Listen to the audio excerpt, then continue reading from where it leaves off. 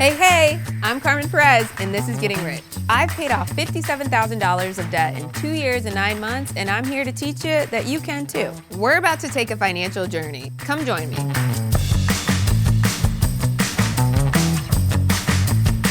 For the record, I am not a certified financial planner.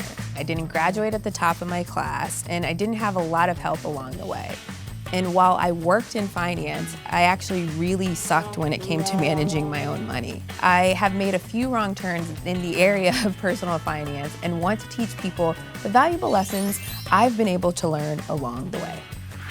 Back in 2009, I graduated from college with my BS in finance. I had my degree in one hand and a bunch of student loan debt in the other.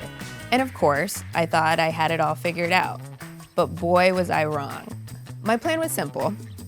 I thought I would work on Wall Street, make a bunch of money, and retire at like the age of 36. Easier said than done. Yes, I know. The moment that I knew that I had a problem when it came to my personal finances is when I actually started getting sued for my student loan. It was a $30,000 loan. That was my wake-up call. That's when I realized that I was in really deep financial trouble because I had less than $3,000 saved at this point. So if you could take anything away from this show, I would say that it's not my own quote, but something that I kind of live by. You're always one decision away from a totally different life. But when it comes to your personal finances, making the choice to actually take control of them is one that can change your life forever. There are no shortcuts. Here are some hot tips and super helpful ways to approach tackling the tough stuff. I always say money isn't glamorous, it's a long game. So here are some universal ways to face the big problems and set yourself up for success.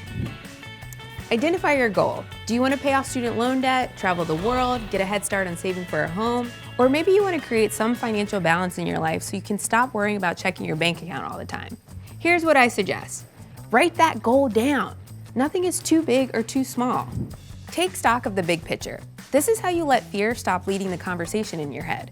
Write down the problem, write down your fears around the problem, think about it, and ask yourself, is this a worst case scenario? Or is this inevitable? The answer is going to be no and no. Write these down and take relief in crossing them off. Finish by writing down a manageable solution.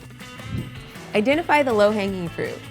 What are the areas of this issue that you can solve quickly? In the case of debt, is there an outstanding balance that you've been ignoring, perhaps that you can pay off easily? Tackling the small problems will give you the confidence that you need to make a major impact on how you approach the bigger hurdles. Lay out your biggest obstacles.